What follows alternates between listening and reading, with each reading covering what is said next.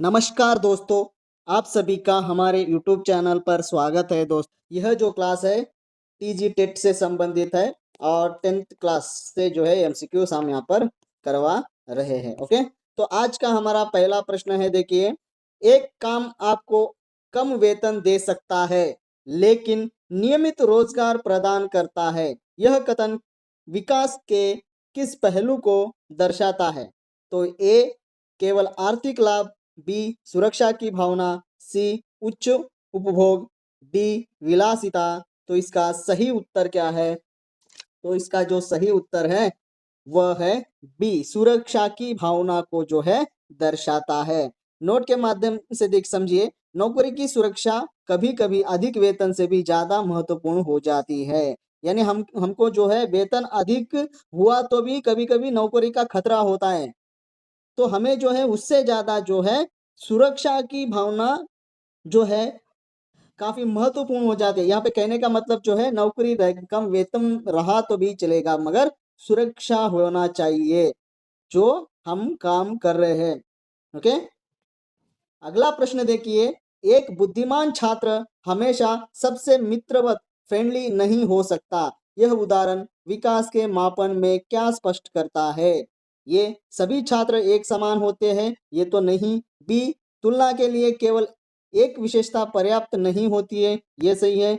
सी छात्रों को केवल पढ़ाई पर ध्यान देना चाहिए, ये भी गलत है। डी बुद्धि और मित्रता का कोई संबंध नहीं है, तो ये भी जो है गलत है। तो इसका सही उत्तर क्या है? बी इसका सही उत्तर है।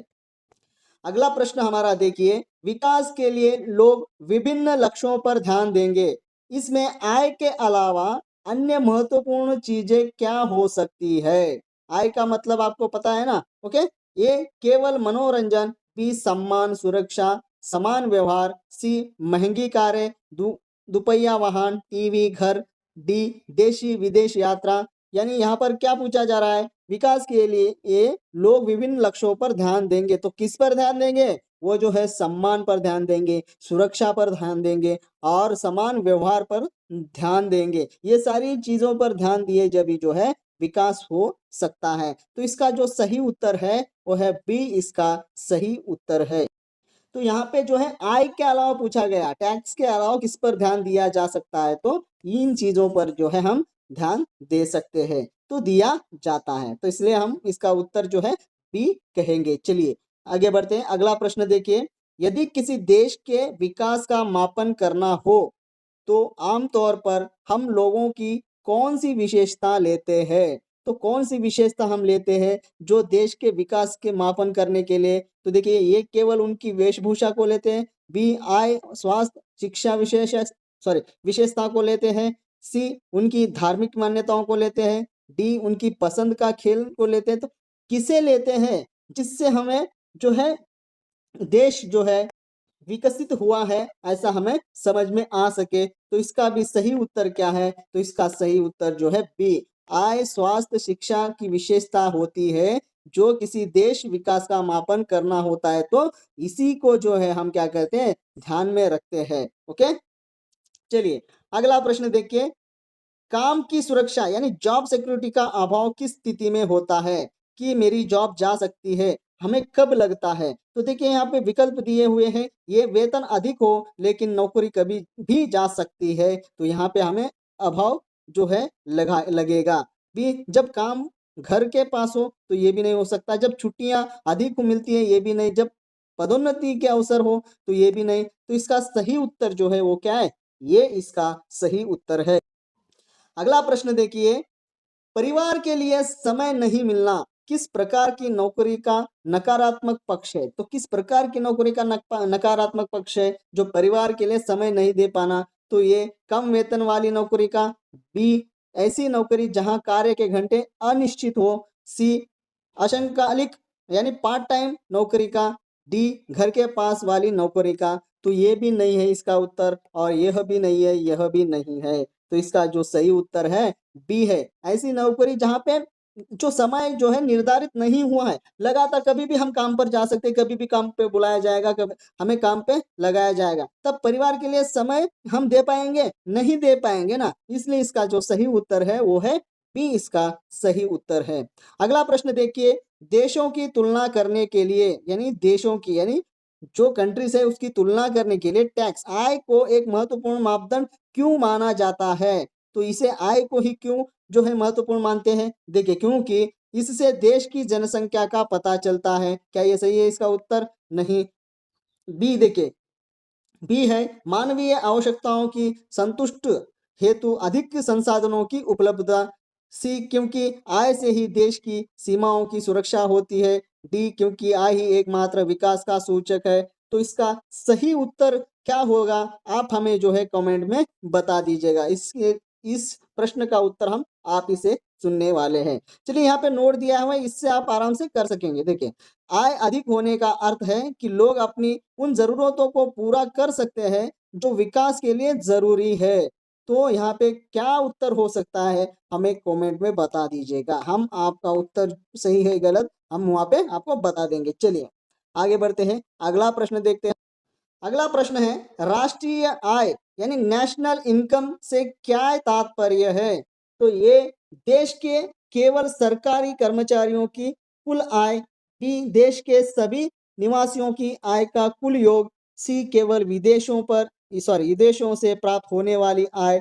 डी केवल कृषि क्षेत्र से होने वाली आय। तो इसका सही उत्तर क्या होगा? तो इसका जो सही उत्तर है बी देश के सभी निवासियों की आय का कुल योग जो है राष्ट्रीय आय का तात्पर्य है। कहने का मतलब राष्ट्रीय आय कहने का मतलब है देश के सभी निवासियों की आय का कुल योग जो यही होता है। ओके, तो इसका सही उत्तर क्या है? बी इसका सही उत्तर है। अगला प्रश्न, विभिन्न देशों की तुलना करने के लिए कुल आय यानी टोटल इनकम एक उपयुक्त मापदंड क्यों है? यहाँ पे भी हमने कुल योग को दिया देखा ना, योग को, तो यहाँ पे भी वही पूछा जा रहा है। विभिन्न देशों की तुलना करने के लिए कुल आय एक उपयुक्त मापदंड क्यों है भाई? तो क्यों है, देखिए यहाँ पे ये ऑप्शन बोल रहा है क्योंकि देशों की जनसंख्या लगभग लगभग अलग अलग होती है। देशों की संख्या जो है अलग अलग होती है। बी क्योंकि कुल आय की गणना करना असंभव है। सी क्योंकि आय का विवरण गोपनीय होता है। डी क्योंकि मुद्रा की वैल्यू हर जगह समान होती है। तो इसका सही उत्तर क्या हो सकता है? इसका जो सही उत्तर है वो है ये हो सकता है क्योंकि देशों की संख्या अलग अलग हो सकती है, इसलिए जो है विभिन्न देशों की तुलना करने के लिए कुल आय एक उपयुक्त मापदंड माना जाता है। सभी देश की जनसंख्या एक जैसी नहीं होती है। तो इसका सही उत्तर क्या होगा? ये इसका सही उत्तर होगा। आप किताब पढ़कर जो है यहाँ पर प्रैक्टिस करोगे तभी आपको समझ में आएगा, तब तक समझ में नहीं आएगा, मैं बोल दे रहा हूँ। हाँ, आपको किसी को जो ये पीडीएफ चाहिए तो टेलीग्राम चैनल ज्वाइन कीजिए, वहाँ पे अवेलेबल में है पीडीएफ। किसी को वहाँ पे नहीं मिल रहा है तो कमेंट में बता दीजिएगा, हम उसका प्रोसेस भी आपको बता देंगे। ओके, चलिए आगे बढ़ते हैं, अगला प्रश्न देखते हैं हम। हमारा जो है अगला प्रश्न है वह है प्रति व्यक्ति आय पर कैपिटा इनकम की गणना कैसी की जाती है? ये बहुत इंपॉर्टेंट क्वेश्चन है, इसको याद रखिएगा। ओके, प्रति व्यक्ति का आय, देखिए ये कुल आय को कुल क्षेत्रफल से भाग देकर गणना की जाती है। बी कुल आय को देश की कुल जनसंख्या से भाग देकर जो गणना की जाती है। सी कुल आय में से कर टैक्स घटाकर जो है उसकी गणना की जाती है। डी कुल आय को साक्षरता दर से गुणा करके उसकी गणना की जाती है। तो किस जो तरह से जो है प्रति व्यक्ति आय की गणना की जाती है, तो इसका सही उत्तर क्या होगा? तो इसका जो सही उत्तर होगा बी कुल आय को देश की कुल जनसंख्या, हमने इससे पहले ही देखा था, कुल जनसंख्या से भाग देकर ही जो है उसकी गणना की जाती है। इसलिए इसका सही उत्तर जो है बी इसका सही उत्तर है। अगला प्रश्न देखिए, विश्व बैंक वर्ल्ड बैंक अपनी विश्व विकास रिपोर्ट में देशों का वर्गीकरण करने के लिए किस मुख्य मापदंड का प्रयोग करता है? तो देशों का वर्गीकरण करने के लिए किस मुख्य मापदंड का उपयोग करता है? ये साक्षरता दर। बी स्वास्थ्य सुविधाएं। सी प्रति व्यक्ति आय। डी जीवन प्रत्याशा। तो इसका जो सही उत्तर है वो है सी प्रति व्यक्ति के आय को जो है वह वर्गीकरण किसके आधार पर करता है? प्रति व्यक्ति के आय पर जो है विश्व विकास रिपोर्ट जो देशों का वर्गीकरण करने के लिए जो है इसी का प्रयोग करते हैं। तो इसका सही उत्तर क्या हो जाएगा? सी इसका सही उत्तर हो जाएगा। चलिए आगे बढ़ते हैं, अगला प्रश्न देखते हैं। हमारा जो अगला प्रश्न है हमारा, देखिए अगला प्रश्न क्या है। यदि किसी देश में महिलाओं को घर के बाहर सैद्धांतिक कार्य यानी पेड वर्क मिलता है तो घर के काम में उनके प्रति दृष्टिकोण कैसा होना चाहिए। तो कैसा होना चाहिए हमारा दृष्टिकोण, ये घर के काम का बोझ और बढ़ जाना चाहिए नहीं। ओके। बी बी घर के कार्यों में हाथ बांटना और उनकी गरिमा को स्वीकारना चाहिए। सी उन्हें घर के काम से पूरी तरह मुक्त कर देना चाहिए। डी उन्हें घर का काम छोड़कर केवल बाहर ध्यान देना चाहिए। तो इसका सही उत्तर क्या हो जाता है, इसका जो सही उत्तर हो जाता है बी हो जाता है। घर के कार्यों में हाथ बांटना और उनकी गरिमा को भी स्वीकारना होगा हमको, उसी दृष्टिकोण से हमें उन्हें देखना पड़ेगा। अगला प्रश्न देखते हैं हम। हमारा जो अगला प्रश्न है, एक विकासशील देश के लिए शिक्षा का मापदंड आय के साथ साथ क्यों जरूरी है। मापदंड आय के साथ साथ क्यों जरूरी है भाई, क्योंकि शिक्षित लोग अधिक वोट देते हैं। नो। बी क्योंकि शिक्षा से ही कौशल भविष्य की आय की संभावनाएं बढ़ती है। तो ये सही उत्तर लग रहा है। देखिए क्योंकि स्कूल की इमारतें सुंदर होती, ये भी नहीं। कि डी क्योंकि हर सरकार का नियम है इसलिए नहीं। तो इसका जो सही उत्तर होगा वो होगा बी, इसका सही उत्तर होगा। चलिए आगे बढ़ते हैं। अगला प्रश्न देखिए। अगला प्रश्न है, किसी देश की औसत आय यानी एवरेज इनकम को अन्य किस नाम से जाना जाता है। तो ये कुल राष्ट्रीय आय, बी प्रति व्यक्ति आय यानी पर कैपिटा इनकम, सी सकल घरेलू उत्पाद, डी शुद्ध घरेलू आय। तो इसका सही उत्तर क्या है, तो इसका जो सही उत्तर है वो है प्रति व्यक्ति आय जो है इसका सही उत्तर है। तो अन्य नाम जो है इसका प्रति व्यक्ति आय जो है इसका अन्य नाम है। ओके। चलिए आगे बढ़ते हैं। अगला प्रश्न देखते हैं हम। हमारा अगला प्रश्न देखिए, विश्व बैंक की 2017 की रिपोर्ट के अनुसार अमीर देश कहलाने के लिए प्रति वर्ष प्रति व्यक्ति आय कितनी होनी चाहिए। जिस देश को अमीर देश कहलाने के लिए प्रति वर्ष और प्रति व्यक्ति की आय कितनी होनी चाहिए, ये जो है डॉलर 955 या उससे कम, बी 12,055 से या उससे अधिक, सी 5,000 से 10,000 के बीच, डी जो देखिए 1,500 प्रति वर्ष। तो इसका सही उत्तर ये डॉलर में है। ओके, यह जो है डॉलर में है, ये देख लीजिए यहाँ पे नहीं है, सी में ऑप्शन में नहीं है। तो इसका सही उत्तर क्या होगा, तो इसका जो सही उत्तर होगा वो है बी, इसका सही उत्तर होगा 12,055 या उससे अधिक। जो जिस भी देश की आय होगी प्रति व्यक्ति की प्रति वर्ष, तब जो है उस देश को अमीर देश कहा जाएगा। समझ में आ गया। ओके। चलिए यहाँ पे देखिए नोट देखिए, पाठ के अनुसार जो है 12,055 या उससे अधिक आय वाले देशों को अमीर देश कहा गया है, इसलिए हमने यहाँ पे जो है ये प्रश्न बनाया है। ओके। चलिए हमारा अगला प्रश्न है। हमारा अगला प्रश्न है, भारत को 2017 में मध्य आय वाले देशों में मिडिल इनकम कंट्री के अंतर्गत श्रेणी में क्यों रखा गया भाई। तो ये प्रति व्यक्ति आय कितनी थी हमारे 12,055 से अधिक थी। बी प्रति व्यक्ति आय जो है 1820 प्रति वर्ष थी। सी क्योंकि यहाँ की जनसंख्या बहुत कम है, ये तो नहीं हो सकता इसका आंसर। डी क्योंकि यहाँ केवल कृषि होती है। तो इसका सही उत्तर क्या है, तो इसका जो सही उत्तर है वो है प्रति व्यक्ति आय जो है 1820 प्रति वर्ष थी, इसलिए जो है हमें मिडिल इनकम कंट्री की श्रेणी में जो है रखा गया था। कब रखा गया था, 2017 में जो है यह हमें उस श्रेणी में रखा गया था। जो यहाँ पे नोट देखिए, इस नोट को देखिए आपको समझ में आ जाएगा। चलिए आगे बढ़ते हैं। अगला प्रश्न हमारा देखिए, औसत आय एवरेज कहते हैं का उपयोग तुलना के लिए फायदेमंद तो है, लेकिन इसकी सबसे बड़ी सीमा क्या है, लिमिटेशन क्या है। एवरेज औसत तो तुलना के लिए फायदेमंद है, लेकिन इसकी सबसे बड़ी समस्या क्या है, सीमा क्या है। तो यह गणना करने में बहुत कठिन है। बी यह देश की कुल संपत्ति को नहीं देखता। सी यह आय के वितरण में असमानताओं को छिपा देता है। डी यह केवल विकसित देशों के लिए उपयोग है। तो इसका सही उत्तर क्या हो जाएगा? सी होगा। यह आय के वितरण में असमानताओं को छिपा देता है, इसलिए जो है यह इनकी जो है सबसे बड़ी लिमिट है, सबसे बड़ा लिमिट है। ओके, चलिए आगे बढ़ते हैं, अगला प्रश्न देखते हैं। यहाँ पे हम नोट को भी देख लेंगे एक बार। तालिका 2 में दिखाया गया है कि देश ए और बी के औसत आय समान हो सकती है, लेकिन एक में आय का समान वितरण है जबकि दूसरे में केवल एक व्यक्ति बहुत अमीर है, तो इसलिए वो प्रश्न हमने बनाया है। चलिए अगला प्रश्न देखिए। कक्षा में विकास के विचार विषय पढ़ाते समय एक शिक्षक के रूप में आप छात्रों में किस कौशल का विकास करना चाहोगे, यानी चाहेंगे? तो ये जो है भाषा शिक्षण से, सॉरी, पेडागोजी से संबंधित है।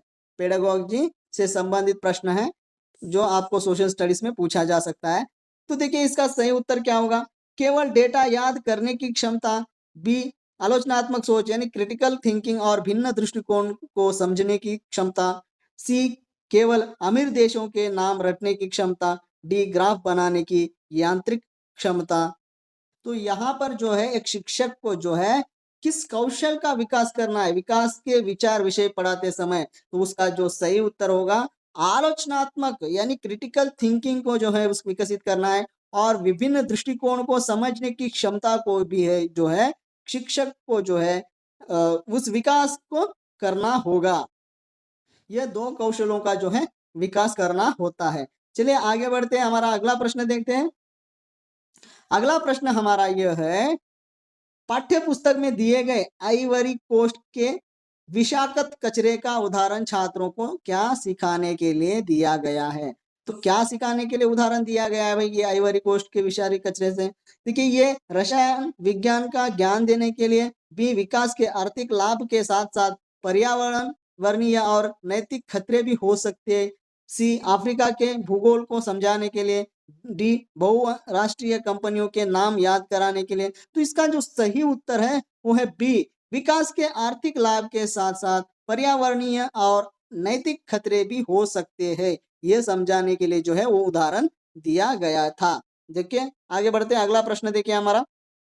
एक सामाजिक विज्ञान शिक्षक औसत आय की अवधारणा को स्पष्ट करने के लिए तालिका और डेटा का उपयोग करता है। यह शिक्षण की कौन सी विधि है? इस यहाँ पे जो शिक्षक पढ़ाते समय आय औसत आय को जब पढ़ा रहा है कॉन्सेप्ट को, यहाँ पे टेबल और डेटा का उपयोग करता है, तो ये किस शिक्षण विधि में आता है? तो ये व्याख्यान विधि, बी आगमन विधि, सी रटने की विधि, डी कहानी सुनाने की विधि। तो इसका जो सही उत्तर है वो है बी आगमन विधि के अंतर्गत जो है आता है। आप इसे शून्य से देखेंगे यानी सूक्ष्म दृष्टिकोण से जब पढ़ोगे तो यह आपको आसानी से समझ में आ जाएगा। चलिए आगे बढ़ते हैं, अगला प्रश्न देखते हैं हम। अगला प्रश्न है, विकास विषय पर वाद विवाद आयोजित करने का मुख्य शैक्षणिक उद्देश्य क्या है? तो ये जो विकास विषय है इस पर वाद विवाद जो है हमने आयोजित किया है समझो, तो इसका मुख्य शिक्षण उद्देश्य क्या होगा? तो ये छात्रों को यह समझाना कि विकास की केवल एक ही सही परिभाषा है, बी यह समझाना कि विकास के मुद्दे पर विभिन्न समूहों जैसे आदिवासी उद्योगपति के बीच संघर्ष क्यों होता है, सी सबसे अच्छा बोलने वाले छात्र को पुरस्कृत करना इसलिए, डी पाठ को जल्दी समाप्त करना इसलिए इसका उद्देश्य नहीं। तो इसका जो सही उद्देश्य क्या है वह है यह समझाना होता है बच्चों को कि विकास के मुद्दे पर विभिन्न समूह में, इस यहाँ पे ये हटा देना चाहिए मगर मैं क्यों नहीं हटाया हूँ, क्योंकि आपको समझ में नहीं आएगा इसलिए ये भी चीजें यहाँ पे रखा हूँ। विभिन्न समूह आदिवासी और उद्योगपति के बीच संघर्ष क्यों होता है वो समझाने के लिए जो है वाद विवाद आयोजित करने का एक मुख्य शैक्षणिक उद्देश्य है। ओके, आगे बढ़ते हैं, अगला प्रश्न और आज का हमारा जो है आखिरी प्रश्न है, मध्यम आय वाले देशों की श्रेणी में सुधार की चर्चा करते समय शिक्षक को किस पर ध्यान देना चाहिए? यानी मध्य आय वाले देश यानी इंडिया के, हम 2017 में भी इंडिया को इसी श्रेणी में रखा गया था ना।